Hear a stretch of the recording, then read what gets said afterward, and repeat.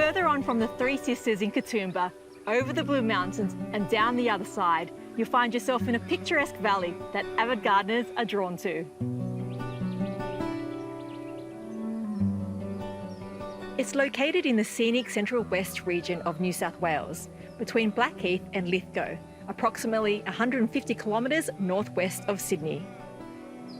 It's home to Hartvale Gardens and floral-loving artist and gardener Jennifer Edwards, whose unrestrained love for colour has led her to create a garden tapestry full of beautiful old-fashioned blooms.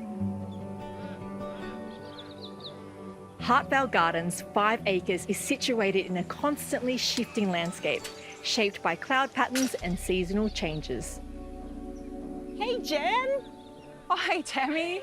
Welcome to Hartvale. Thank you. You've got an amazing garden here. Thank you. We love it here. Hartvale Gardens is a series of vibrant and relaxed spaces, maze-like, each with a unique character and purpose. Serpentine garden beds curve, mimicking the topography of the valley beyond.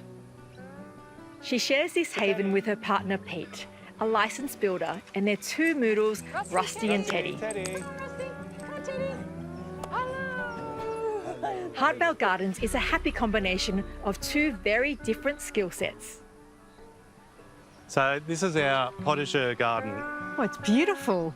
Yeah, you can see we're trying to go with like a country Australiana setting. So it's got a little bit of formality, but a little bit kind of playful as well. What are you growing here? Well, I've got some Italian spinach, which is really nice spinach. Lettuce all year round. We've got zucchinis and cucumbers, Lebanese cucumbers, some asparagus and some beetroot as well. And of course, flowers in the veggie garden. Yeah. Jen can't live without flowers. No, always some flowers. I don't think it'd be your garden without a flower. No. What are your favourites in the garden? I love the Veronica. I love the snapdragons. They've been a new thing this time. I found these gorgeous double snapdragons in like yellows and oranges, which are just, oh, beautiful. And there's other colours around the garden as well. I absolutely love the aqualegias, or granny's bonnets as they're called. They go with the whimsical feel of this garden because they're just like little fairies' dresses.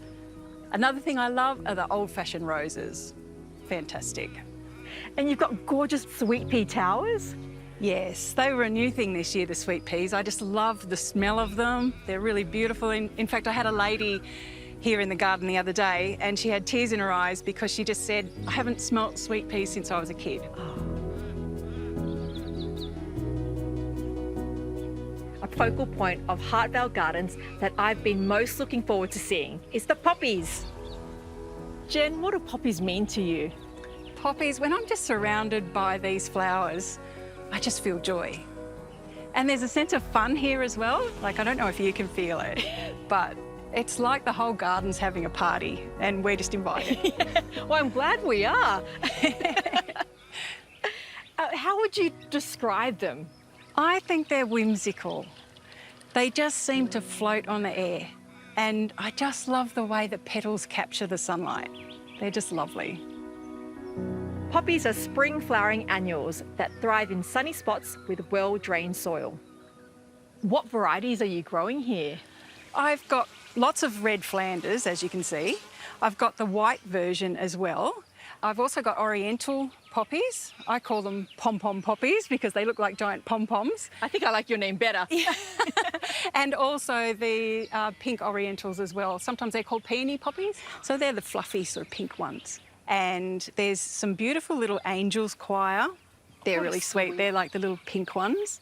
And I've actually got a perennial poppy that I don't pull out. It just stays in the ground and they have these massive orange cups. Oh. They're incredible. You've got quite a collection there. Yeah. And it's still growing? Yeah, yeah. Well, I do love poppies. In spring, Jennifer deadheads old blooms regularly to prolong the display. Believe it or not, in about 3 weeks, all these red poppies go brown. All the plants go brown, the seed pods go brown, and I just spend my time going around collecting seed. Then, at the end of the season, the seed pods are stored in packets and named for future plantings next autumn. in March and early April, there's parts of the garden here that I can actually use as little poppy nurseries. So I start off and I just sprinkle the seeds, cover them with a little bit of straw, but not much, because as you can imagine, poppy seeds just fall straight onto the ground. And then when they're seedlings, I just basically paint with flowers all throughout winter.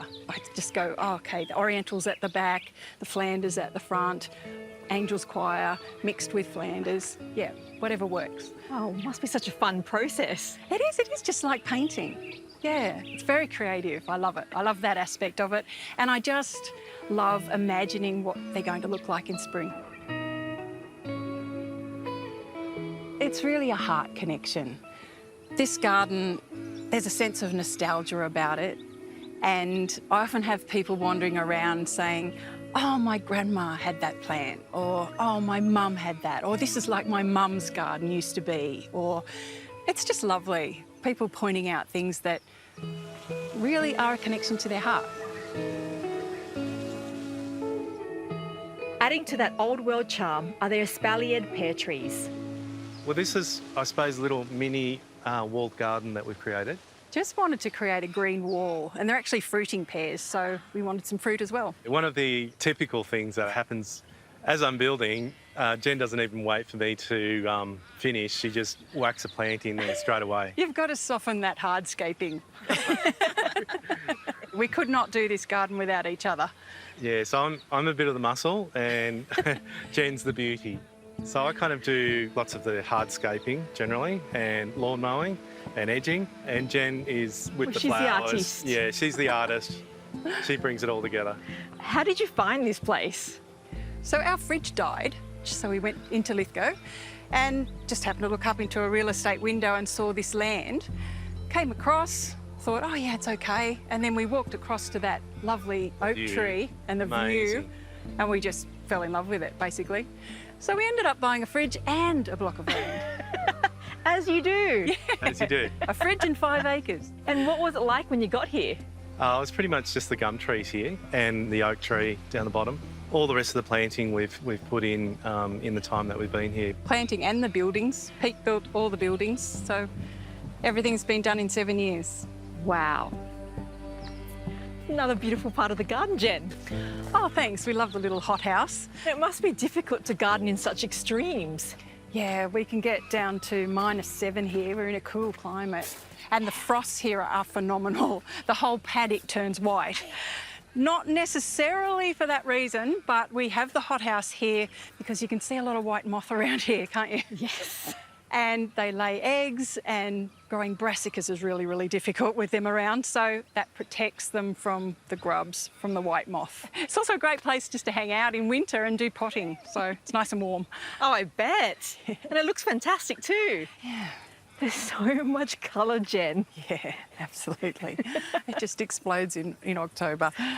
As gorgeous as it looks, country gardening is not without its challenges. The kangaroos are fine. Love the kangaroos. The wallabies do tend to eat my roses in the paddock, unfortunately. And also we have ducks and rabbits. So the rabbits and ducks eat all the poppy seedlings.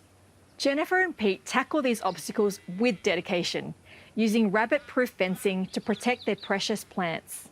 So this fence is actually dug into the ground about 20 centimetres. Wow, So- in heavy clay. Yeah, very hard work. Old post and rail with the chicken wire, and it really does work.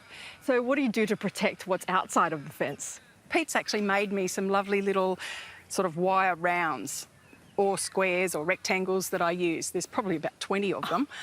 And then when we do big garden areas of poppies, Pete actually fences the whole lot until they grow up. So what other methods have you used to protect plants outside of the main garden? The white cockies came and tore out about 15 poppy plants. Pete made me some pretty scary looking scarecrows. Pretty sad looking too, but they worked. We fooled those white cockatoos. Oh, good on you. He made you. 3. So I actually saw a cockatoo come and land on the fence and then look at the scarecrow and then fly away. So Pete builds everything. Oh, Pete is amazing. Yeah. He's so creative. There's an old tree stump right at the bottom of the garden and we didn't know what to do with it, but he's turned it into Peter Rabbit's house. So it's got a little fireplace, it's got its chimney, it's got its clothesline, and Mum's made a little jacket to hang on the clothesline. It goes with the whimsical nature of the garden. We all need a peek. Definitely, we all need a peek. And a visit to Hartvale Gardens wouldn't be complete without taking in some of the best views on the property. Welcome to my studio, Tammy. Which just happened to be from Jennifer's art studio. Wow, Jen. This is where I hang out when I'm not in the garden. I mean, really, but the garden comes to you in here. It does. It's like you're in the garden. It's an extension of her garden and a window into her creative process. I basically just paint what I see. The birds, the mountains, and of course the garden. Jennifer and Pete's rustic and artistic garden is an inspiring intersection of art and horticulture, framed by the wild panoramic landscape west of the Great Dividing Range. It's gorgeous.